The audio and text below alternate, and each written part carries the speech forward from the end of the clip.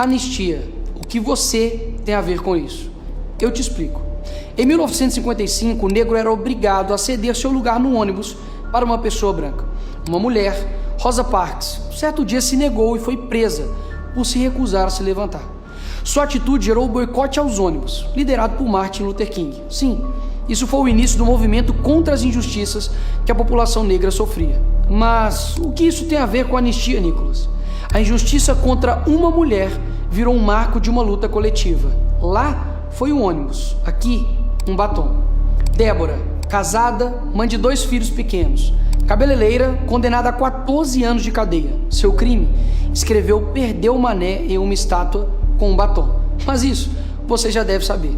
A pergunta que fica é: se ela tivesse escrito "Fora Bolsonaro" em vez de "Perdeu o Mané", Moraes e Dino teriam condenado ela da mesma forma? Uma pessoa que não tem uma imagem dela dentro do Congresso, quebrando nada, nenhuma violência. E pior, um funcionário da limpeza desfez o golpe de Estado da Débora com água e sabão. Quem gera mais risco à democracia? Uma cabeleireira com um batom ou 15 traficantes soltos pelo STF? A resposta todo mundo já sabe, mas muitos têm medo de responder. E aí está o meu ponto. Quando você trata uma injustiça apenas como um número, você ignora que é uma pessoa, uma família que está sofrendo e que você um dia pode ser vítima da mesma injustiça. E, infelizmente, temos muitas outras vítimas. Eliene Amorim, 28 anos, manicure, presa no dia 22 de março de 2023, quase 2 meses depois dos atos do dia 8 de janeiro em São Luís. Motivo da prisão? A acusação que teria participado dos atos de vandalismo em Brasília.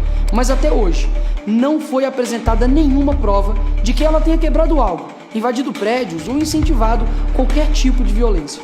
Uma das páginas da denúncia mostra que a única suposta participação atribuída a ela é o fato que teria viajado para Brasília. Só isso. Ela está presa há 2 anos.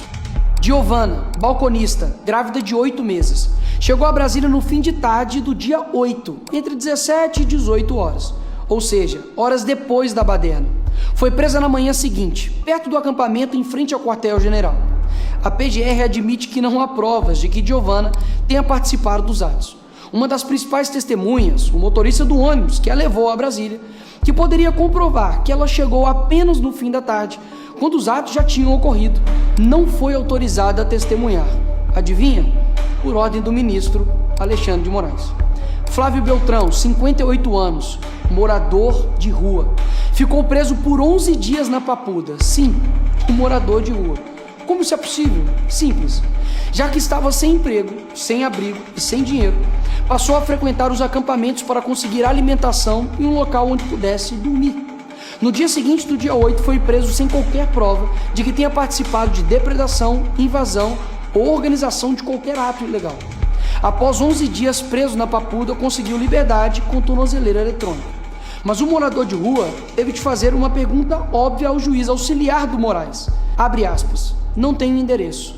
Como vou carregar a tornozeleira? Como vou pagar a multa se não tenho nem dinheiro para comer? Ezequiel Ferreira Luiz, pai de 6 filhos e condenado a 14 anos de prisão pelo STF. Motivo? A presença dentro de um prédio sem qualquer registro de que tenha destruído algo ou ameaçado alguém.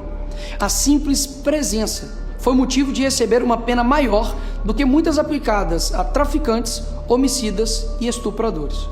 Paulo Gabriel da Silveira, vendedor de bandeiras, chegou dia 8 às 21 horas em Brasília, vindo de Goiás, comprou 10 bandeiras do Brasil para vender e pagar a pensão do seu filho.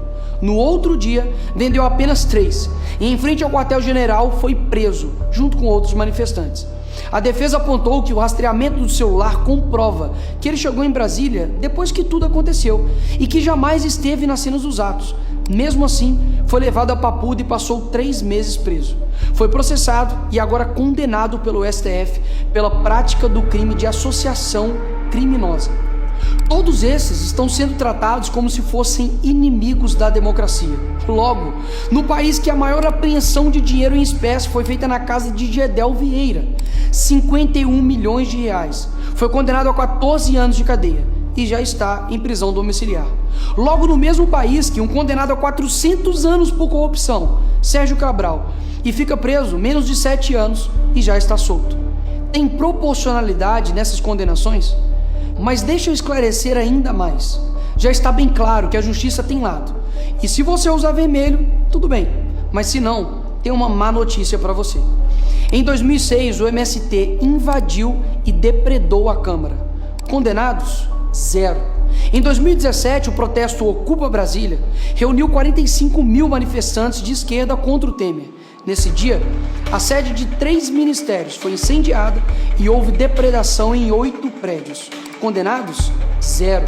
Em 2018, o prédio da ministra Carmen Lúcia foi pichado por integrantes do MST. Sabe qual foi a condenação para eles? 0. Onde estava o STF para condená-los a 14 anos de prisão?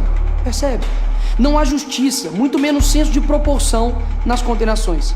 É mera e pura vontade de acabar com a vida de pessoas. Mas, Nicolas, você vai passar pano só porque é do seu lado agora? Claro que não. O dia 8 foi um dia lamentável para o nosso país. Quebradeira e desordem nunca fez parte de nenhuma manifestação da direita. O que nós queremos é simples: justiça. E justiça é punir sem vingança, mas dar a cada um o que é seu, nem mais nem menos. O Brasil já anistiou torturadores e corruptos. Negar perdão a manifestante é escolher punir só o que tem menos poder.